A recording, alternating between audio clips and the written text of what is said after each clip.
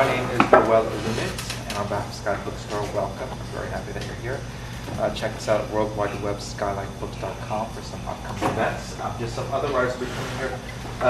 Andrew Bax will be here. Definitely with his work. He's a real hoot. Should be a lot of fun, as well as Chuck Fosterman, Brett Martin, Gabriel Rawl. So we're going to have a good time here at Skylight Bookstore. Also, if you have a cell phone, don't turn it off, but if you can press it to silent, that'd be great. However, if you want to say things like, if you want to tweet that you're at Skylight Books, you can do that. Hashtag George Mechner. I already tweeted. Okay, so, or feel free, what's your Twitter handle? J Mechner. J Mechner, so you can, follow him. All right, so we're very happy that you're here. Acclaimed author, screenwriter, and video game designer Jordan Mechner began his career by creating the blockbuster games Karateka and Prince of Persia. He became the first game creator turned screenwriter to adapt his own work as a major motion picture with Prince of Persia at the Sands of Time. Mechner has published his game development journals from the 1980s as a book, The Making of Prince of Persia. He was born in New York and attended Yale University.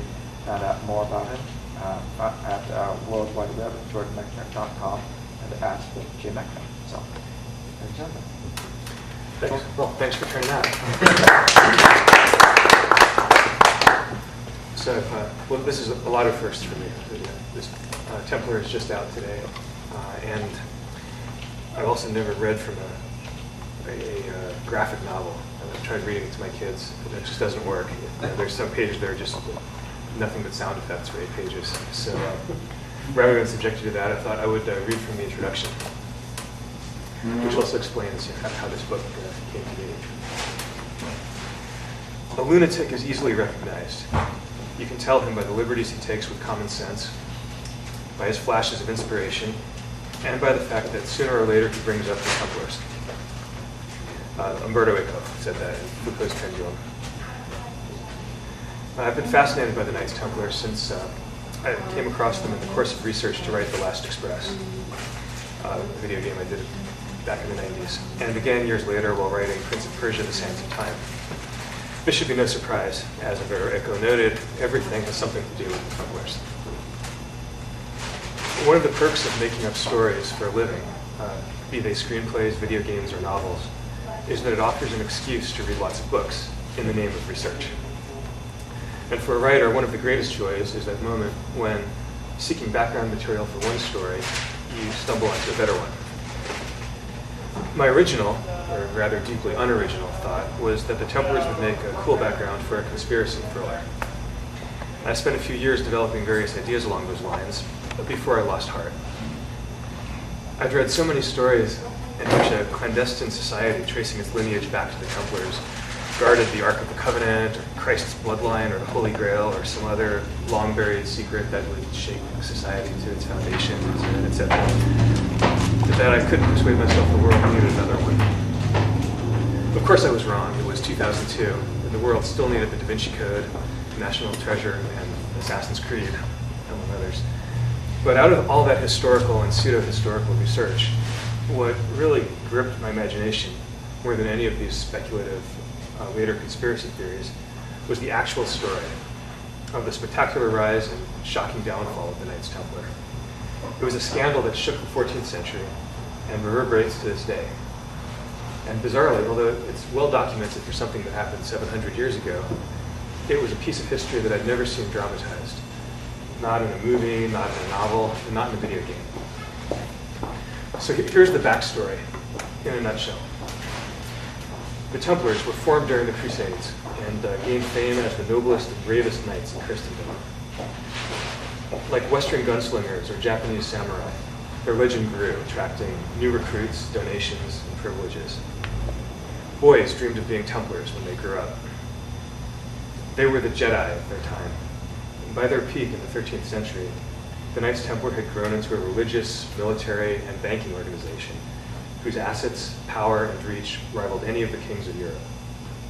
They flourished, untouchable, and tax-free, under the protection of an all-powerful Catholic Church and Pope. Then, one October dawn in 1307, the King of France ordered the simultaneous mass arrest of all the Templars in his kingdom, 15,000 of them, from the lowliest serving brother to the Grand Master himself. The Templars were hauled before the Inquisition and accused of witchcraft, heresy, sodomy, the most evil crimes in the medieval world. It's sort of as if the FBI were to raid the US Marines, confiscate their weapons and assets, and arrest every soldier on charges of treason and terrorism. So the Templar trial was a sensation. The king's chief minister, Guillaume de Nogaret, great real-life villain, had shrewdly judged the tenor of the times. He staged the first modern political show trial, using tactics that would work equally well for Stalin and McCarthy more than 6 centuries later. Prisoners who denied the charges were tortured until they confessed, which proved that those who hadn't confessed were lying.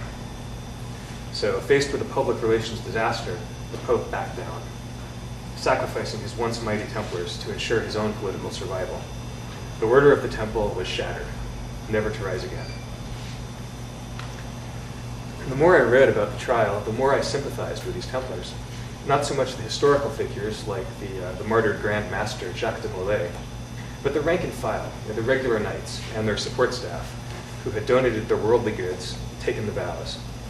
They'd spent years in a Middle Eastern war zone, risking their lives in what the Pope and Church had told them was a just and holy cause, and came home to find themselves scapegoats, pawns in a political chess game that their simple ideals of chivalry and brotherhood hadn't equipped them for. I wanted to do a story about those guys, ordinary enlisted men who slipped through the cracks of history. Reading between the lines of the Templar trial records, I got the feeling that it had been the troublemakers, the ones with a slightly scoundrelly streak, who had a better chance of slipping through the net, while the morally blameless knights who followed the rules went dutifully like lambs to the slaughter. And this also resonated all too well with my own family's experience of 20th century European history. Medieval society was particularly inhospitable to those on its fringes. Without a family, without a trade or legitimate means of support, escaped Templars would have been by definition outlaws. Here were guys with special military skills who had been out of civilian life for years. Their whole world was the monastery, the barracks, and the battlefield. Thrown out into the cold, hunted by the king's men, how would they survive? What would they do in a city like Paris? So this speculation provided the spark for Templar. I wanted to weave an adventure yarn in the spirit of Alexandre Dumas about a bunch of unlikely heroes whose main interests are fighting, gambling, drinking, and women, even though the last 3 are prohibited. And caught in the backwash of history, have no one left to turn to but each other. Here it is. So I can't really read from the pages, but I'll sort of flip through them here. Can you grab 2, 4, 6, 9 copies of the book? That's amazing what you can do when you have an intimate group. So if you have any questions about Templar, about anything, let's How just did chat. you come across the Templar when you're researching Last Express? That's like 1914.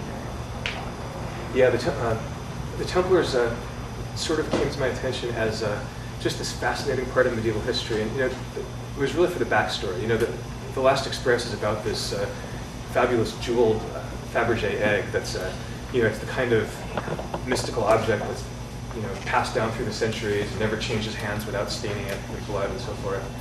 And so the more you read, the more you realize that all such objects at one point belong to the Knights Templar.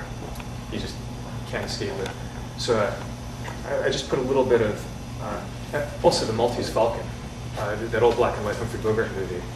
In the prologue, although not in the book, but in the prologue to the movie, it says, this fabulous jeweled, priceless jeweled falcon was a gift from the Knights Templar to the King of Spain. And somehow, like, as a 10-year-old kid seeing that movie on TV, I didn't know who the Knights Templar was. Just knowing that about the falcon somehow made it seem more cool and more desirable. So for me, the Templars had that kind of mystique. The esoteric power. Yeah, they just had this sort of whiff of ancient mysteries about them. So at some point, I just started reading more about who the Templars actually were. And wow, that story is so strange, you almost don't need to invent something on top of it. Now, I should say that Templar, the book that you're holding, is the history that I just recounted sounds very grim and heavy, and it is. But this book is actually a kind of a romp. It's a heist story. It's like medieval Ocean's 11. And for me, that heist element was kind of key to give it the fun and the romance and the lightness. That's the counterpoint to this serious, political stuff with the Inquisition, burnings at the stake, and so forth. You talk about the drawings. They're incredible. Yeah. Okay. So the artists are a husband and wife, fantastic husband and wife team. Live in San Francisco. Actually, right now they're in France. They've just spent a year in France, which is why they couldn't be here tonight. They would have very much liked to be. They're amazing. Llewyn is a well-known children's book illustrator, and both of them came out of DreamWorks Animation. And I got to know Wynn and Alex when they did the first Prince of Persia graphic novel around the time that I was writing the screenplay for the Prince of Persia movie. So I didn't actually work directly with them on that book. It was all sort of, we sort of kept at arm's length, and it was all done by email. But I really got to appreciate what they brought to it, and so I wanted to do a book with them directly. So when I came up with the idea and the script for Templar, I went to their apartment in San Francisco and tried to convince them to do it, which I knew it was an uphill battle because they had just spent 2 years working on the Prince of Persia book. It was their first collaboration as a team, although they were already collaborating as husband and wife, and then their first child was born about the same time as the book. So I thought the last thing they would want to do would be to allocate 4 more years to another huge, ambitious book project. Little did I know it would be 6 years. I don't think they knew that either. But they did it, and it's been really a fantastic collaboration. We worked very closely together. They would thumbnail, a chapter at a time. Also, they would give me notes on the script. But before they thumbnail it, they would say, I don't think this character isn't as strong as it could be, and this doesn't make sense. Then I would give them notes on their thumbnails, and I would rewrite the script, and they would review the thumbnails. And as the years went on, we got more and more free to make suggestions to each other. So it was, we were a really good team. I really enjoyed it. Did you have a panel breakdown in the script itself when you were writing it? No, my background was in video games, writing video games and film screenplays. So I wrote a master shot. I didn't try to say, then in the upper left-hand corner we have a panel.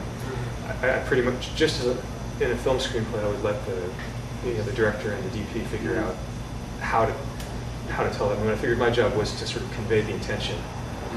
And anyway, the few times when I did indicate a panel, they came up with a different way of doing it that was better anyway. What were the differences like, the video game background was kind of the storytelling medium with the images and stuff, but the graphic novels being the same. What was the difference like? Well, they're really different. I mean, I've loved comics all my life. As a kid, even before video games were invented, I'm that old. I already loved comics, and so I'd done video games, I'd done movies, but this was my first time really writing a book-length comic, and it's very, very different. I mean, they're all storytelling media, so there are certain things that I guess that are common to every kind of storytelling, but the craft of it is very different. I mean, the best I can sum it up is to say that games are an interactive kind of storytelling. They're stories that are meant to be played. So video game story, it's not so much about what happens to the characters or what they say in dialogue. It's really about what the player can do with controller in hand. And the story is there to support that. Movies are, of course, they're linear. They're passive. We sit and we watch the movie unfold. But the filmmakers control time and sound. So you can slow time down, you can speed it up, you can create suspense. And movies are very much a drive to the end. They're very exciting form. But movies are not really a form that lend themselves well to digression, to kind of novelistic subtlety and subplots and many layers. But graphic novels do. I mean, graphic novels really are novels. And in a book like this with almost 500 pages, we could really delve into kind of paint the texture of medieval Paris in a way that even in a movie, right, even though you can spend the earth to bring it to the screen, the camera moves by so fast that you're really drawing the viewer's eye from one moment to the next to the things that are really essential to the story. In a graphic novel, you can read at your own pace. You can skim a scene, you can go back and read it again, you can stare at one panel as long as you can. And every time I read this book, I see things, details, and crowd scenes that I didn't see before. So for me, the biggest thing I had to learn in writing a graphic novel was that the things that work in movies, certain kinds of pacing, action scenes, chase scenes, just have no equivalent because there's no sound. You can indicate sound, but and you can't control time. So it's really the reader is really constructing the action in imagination just by reading the book at your own pace. And so there's some things you can't do, but then there's other things you can do really well that you can't do in a movie. On page 89, for example, there's just the panel sequences, like we sort of see, I guess sort of page 89. What? Let's look at page 89. That's why we have the book. So, for example, we're being brought to this group of dead bodies, right? It was really interesting. And sort of just showing the dead bodies, how the top panels like showing the blood and then their feet, and then I thought there were the two faces were the same faces, but they were actually two different faces. And then then there's this at the very bottom, they pull back to show the whole mess of it. And I guess I'm curious to know, did you have anything to say with that? I mean, it's like, we should, or particularly like the choice of faces and things. Did you approve them, or did you say this works? Or honestly, I don't remember what the script said for these pages, but I would bet that I did not indicate anything about panel size. I mean, but looking at the left-hand page, you can see how Wynn and Alex did two horizontal panels, where you've got a bunch of the King's men riding on horseback, and the horizontality suggests the speed. Then they get to the bottom and they stop. You've got one silent panel, which is like a pause. It's very cinematic the way they did it. You see the sort of horrified reactions of the people, the villain really who's just walked in, and then you see in a series of narrow panels what you saw. I mean, this reminds me a bit of that scene in the beginning of Braveheart when the kid sees the hanged bodies and is horrified by it, or like the scene in Jaws when this gruesome corpse pops out of the boat. It's fast but shocking, and these corpses, if you showed them in a movie, that would be horrible. You would have to show it very fast, and you would turn your eyes away. Because it's a cartoon, it's not quite as disturbing. And I think throughout the book, their cartoony style enabled us to present things that would be really gruesome if they were done in the same way in live action, and yet it doesn't disturb us in quite the same way. But when you turn the page and it's all this color and celebration, I mean, it's a really interesting read that change from that darkness, and then all of a sudden it really is, And I can guarantee that when they were thumbnailing these, they figured it out so that the sequence would end on a lower right-hand page, and then you would turn the page to get to that, the market on the next page. If this ended on a right-hand page, it wouldn't have the same effect at all. And they really thought about that stuff deeply, and because when I would give them notes on the thumbnails, they would say, well, wait a minute, but this has to end on a right-hand page, and that's going to make this an odd number of pages. That they began each chapter in a certain way. There's also, in the course of the book, there's very few double-page spreads, which there's one right at the beginning on page 4. It's almost the beginning of the book, which is showing the siege of Acre. There's just a few of these double-page spreads in the book, and they used them in very carefully chosen moments. Not always for big action scenes. Sometimes it's for a very quiet moment. It's sort of taking a breath and pausing. I mean, it's really the artist's way of controlling the rhythm. Yeah, I think so. And then it also gives you time to really focus on their art. Not read the story, but also just I think the image is big enough where you can take your time. Yeah. Because here in this little brief prologue that opens the book, they're kind of painting the world of the Crusades. Because the book takes place in Paris. It's not about, it's after the Crusade. The Templars have come back from the Crusades. So this prologue is really the only indication of what all these guys have experienced. Yeah. And so it's done in voiceover in a very it's not like the kind of movie action scene where you're right in the midst of it. It's really like looking at it with detachment. Really have waffles. Yes. Actually, that was So what do you? waffles. I just saw this. Waffles, huh? Waffles. Well, there was a bit of a controversy about pastries in making this book because, of course, we did a lot of historical research. We wanted to be very accurate to what Paris was like in 1307. And sometimes we'd fudge it like, okay, this building wasn't built until 1325, but there's a scene where some of the guys get drunk and steal a baker's cart. And originally, Lewin wanted to show the meeting a croissant, and Alex, her husband, said absolutely no. Croissant did not come in until the 18th century. And she was like, "What does it matter?" And they really went to the mat on this. Alex carried the day because it was really, you have to choose your battles, and this was really important to him. But the waffles, absolutely, that was what you would buy in the street in the 14th century. You could not get a croissant. Do you ever have a moment any of the characters surprised you when you sat down to do a scene?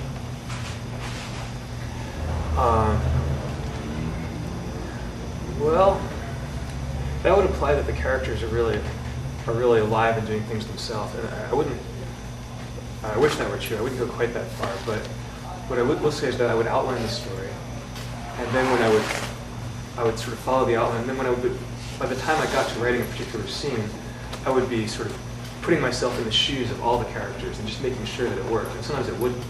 Sometimes I would get there and realize, well, actually, wait a minute. Why would he go to her house at this moment? There's no reason for it. And then to go back and kind of revisit the outline. Lewin and Alex also, they're great storytellers as well as artists, and they're sort of in the position of thinking of it as a movie analogy. If I'm the writer and producer, they're the director, set designer, costume designer, and all the actors. So when they're drawing a scene, they're acting the roles. They're acting on the paper, and sometimes they would come back and say, this just does. We couldn't make this work. How about this instead? Lewin was particularly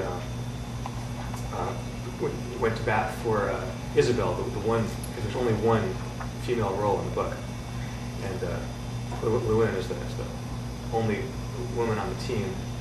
I think really wanted to make sure that she was fleshed out and dimensional and made sense, and wasn't just doing things for the convenience of the 50 guys in the book to make the plot work out.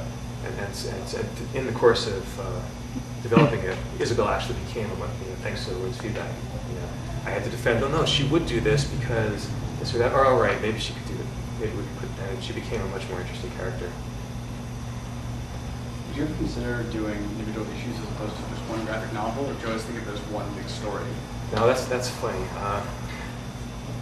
The first book, there's 3 books within this book, and the first book was actually published separately in paperback in 2010, 3 years ago, under the name Solomon's Thieves.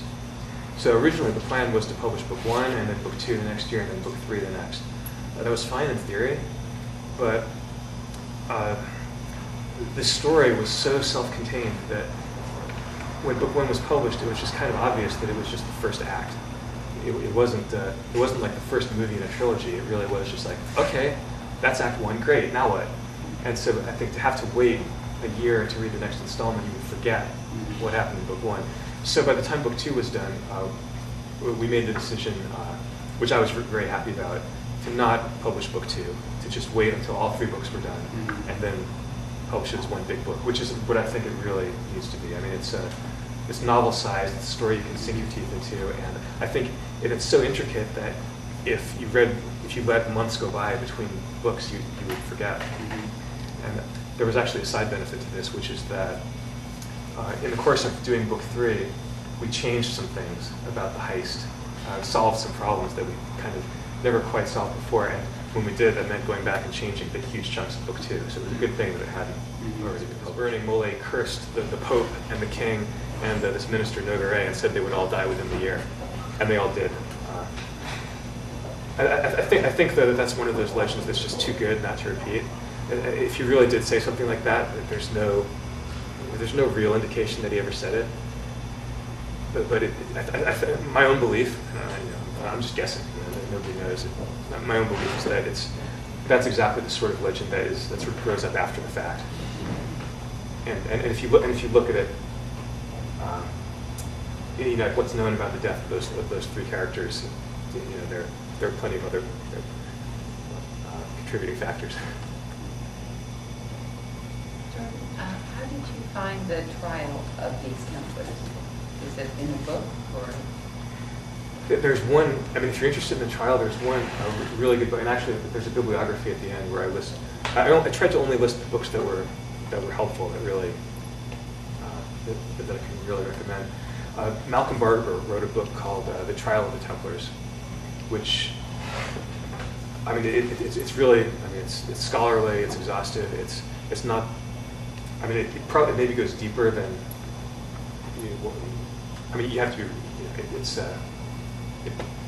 he's a historian and it gets pretty deep, but it's got a lot of actual excerpts of testimony, and he really goes into like what's known about this, what's not known about that, and sort of drawing the distinctions between what we know and what we don't. He also wrote a book about the Templars in general, which is very good. And finally, there's I don't read Old French, so I couldn't really go back and make much out of the original trial documents, so I had to rely on what's been translated. But there is a book of primary sources about the Templars, of which Malcolm Barber is one of the editors, and that was great for me to read. There's some of the testimony from the trial, the original letters of accusation, some of the legal briefs that went back and forth, and as well as the Templar rule book, the code that says this is the penalty for for losing your sword. This is the penalty for not turning up at roll call, and it's fascinating because it's sort of the thing about primary sources. I think it really gives a feeling of being in the presence of the actual people. It's not like 3 or 4 layers removed. You're reading, it's a translation, but you're reading what somebody actually wrote at that time, which means that the person who wrote this document probably had experience with people not turning up at roll call. And so it just kind of gets your imagination going and thinking, hey, what was life really like here? And of course the trial documents are, speak for themselves. You can see how people thought, how they argued, what were the legal principles that they all agreed on, and what were the points of contention. And I love that stuff. If I didn't have like a timetable to finish the book, I would still be researching. So Jordan, I happened to see Kingdom of Heaven that night. So this picks up from there, is what you were saying, kind of. Yeah, Kingdom of Heaven is does anybody know which crusade that takes place? Is it about? It's the one where the Muslims take the city back after. That's Jerusalem. Jerusalem, yeah. But so I don't think you that start out saying that here in the book? In your preface, you say. Yeah, this is about 100 years later. Yeah, but that's what I'm saying. It's 100 years after that. Yeah. But, the way the Crusades went was, first the Crusaders conquered Jerusalem, which was this huge, instant victory. They declared victory basically, and then spent the next 200 years, and they lost it again, and just fought this constant losing battle, trying to get it back, and couldn't, and eventually, were kicked out of the Holy Land altogether. Which is, and the battle that opens this book is the fall of Acre, which is sort of like the last Crusader stronghold, and after that it was really over. So, but Jerusalem was this goal, this kind of dream that they all held. The idea that they would one day get back to Jerusalem and then recapture it. What did you think of Dan Brown's work?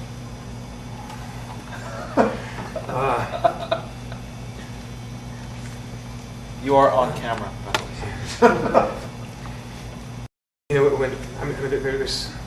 When it comes to historical fiction,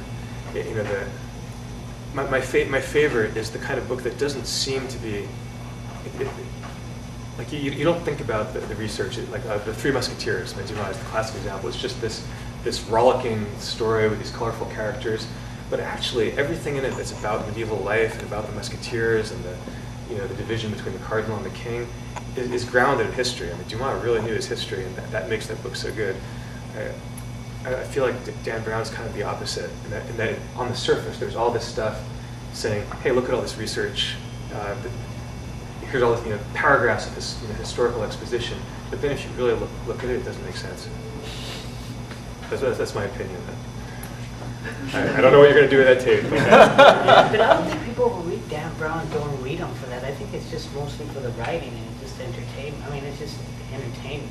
It's just, it's a story. I will say that I read the Da Vinci Code and in a single night, and I turned every page. Yeah, because it's that quick. I mean, it's a form of, and it's, it's just a movie. I don't think people really, sit down with Dan Brown book and say, well, I'm going to learn something today in terms of art or history. But I don't think it's that at all. Yeah, it's a very different kind of thing. Yeah, it's a very different kind of thing. I mean, it does have a little bit of here and there, but it's not. That's not the main purpose of the story. I think it's keeping you entertained, keeping you in. It's an action book. It's more than anything. Yeah, else. it's kind of using history as window dressing for Yes, modern yes, thriller. yes, yeah.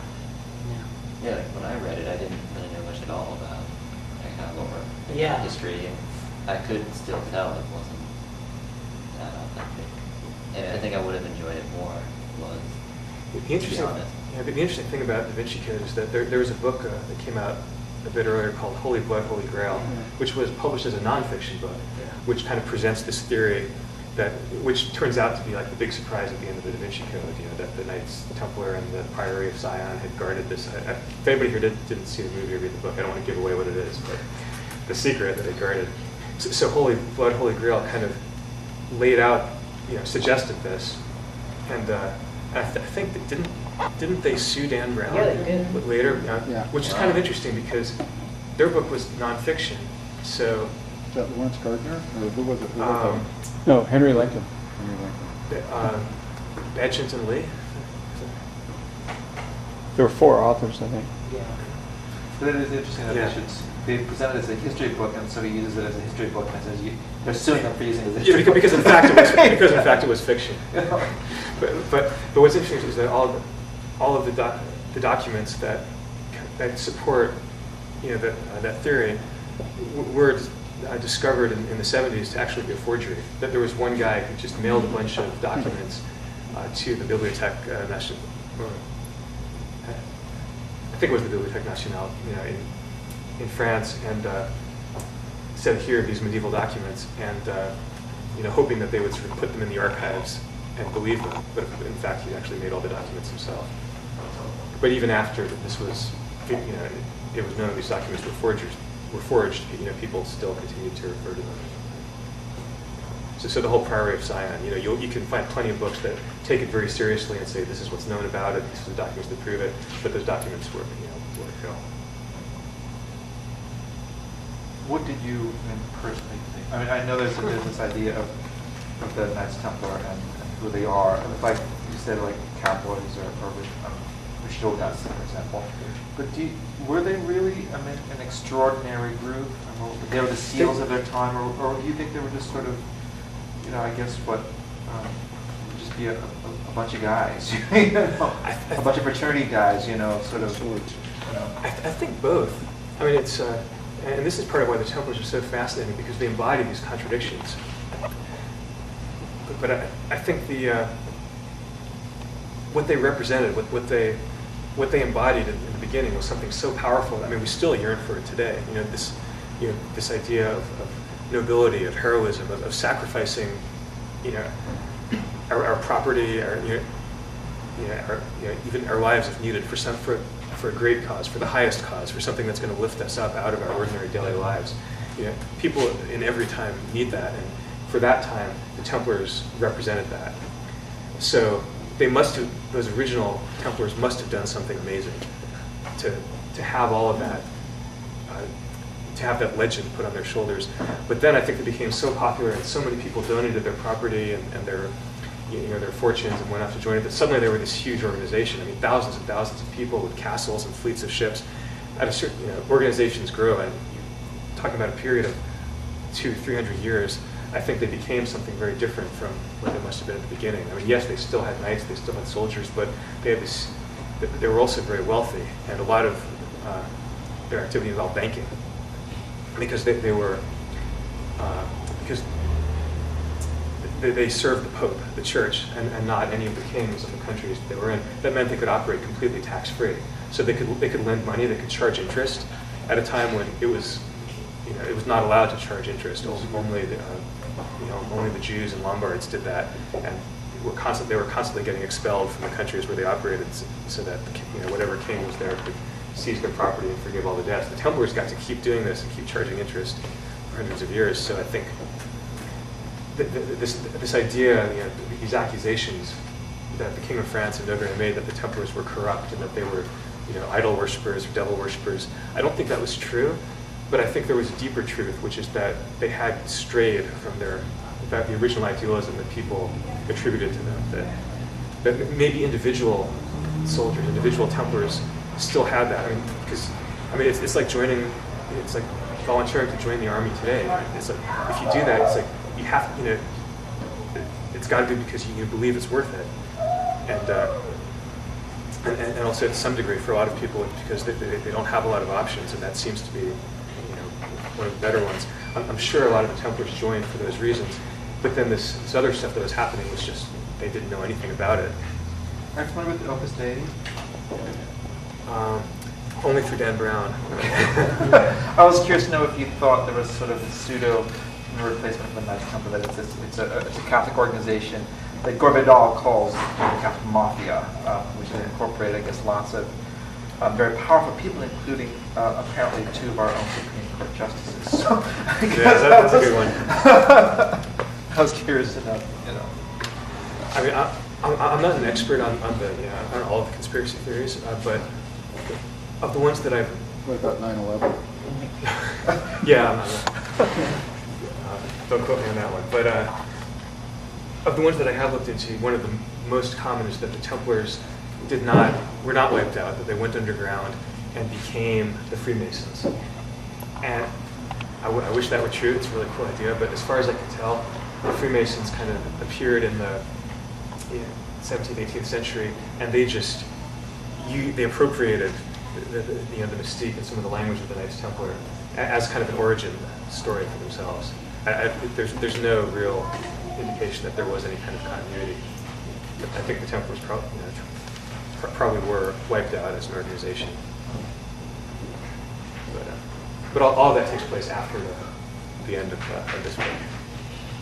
So you chose the part in their history after the main fall, and there's still some guys alive. The book really starts with the fall. I chose, I wanted to choose like one moment that was like, sort of a contained period of time to sort of tell one story that would kind of imply that what came before and what came after.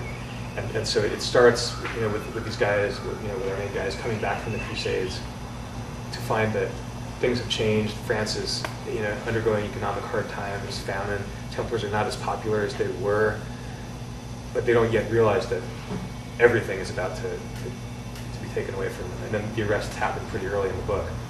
And then it's sort of while the Templar trial is going on, our guys are doing their adventure heist.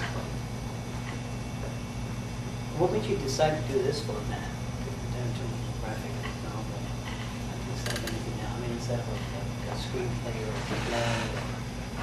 I think it would make a good movie, but movies are very compressed. I really wanted to do it as a graphic novel because that gave the space to really tell the story of the trial. I mean, and especially in the second book of Templar, in the middle, it really gets into the kind of the behind-the-scenes machinations between the king's ministers and the bishops and the church, and that's to me that was a really interesting story. And the details of it are interesting because rather than simplifying it, just saying, well, these are the villains and these are the good guys, and they all got burnt at the stake. That's not. It was more complex than that. There were a lot of people trying to do the right thing and kind of falling. Sort of it was a legal argument. Everybody had to defend what they were doing on legal. So I really enjoyed being able to kind of weave some sort of a more fun, physical action, and the romantic adventure of the main plot with this sort of this more inexorable, disturbing political events of the trial that's happening in the background. And in a movie, I think you just couldn't couldn't do it the same way. There's just no space for it, unless it was like a Game of Thrones like miniseries. What do you read now? Are the rights available? The Film and rights available. TV, right? the film and TV rights. Yeah, if you're interested, I can put you in touch with my my agent. Just curious. Who are you a If fan there of? were- Who are you a fan of in terms of cartoons? Besides Win and Alex, Yeah. I love Joanne Sfar. He's I really like European comics and graphic novels. Sfar and the previous generation, like Hugo Pratt. Are there any final questions? We're just about at the end. And let's thank Jordan. Thank you. We have copies of this book available, so you can purchase them right up at the register, and I will give them at the sign. So, thank you, Jordan. No, thank you.